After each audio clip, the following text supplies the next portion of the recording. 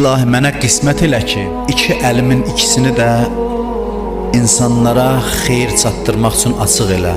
Yəni iki əlimlə insanlara xeyir çatdırım və mənim bu xeyrimi minnətdən uzaq elə. Sən mənə qismət elə, sən lütf elə ki, mən cəmaata xeyir çatdırım. Allah gərək insana nəsib eləyə ki, insandan kiməsə xeyir gəlsin. Bu hər yoldan keçənə qismət olmur.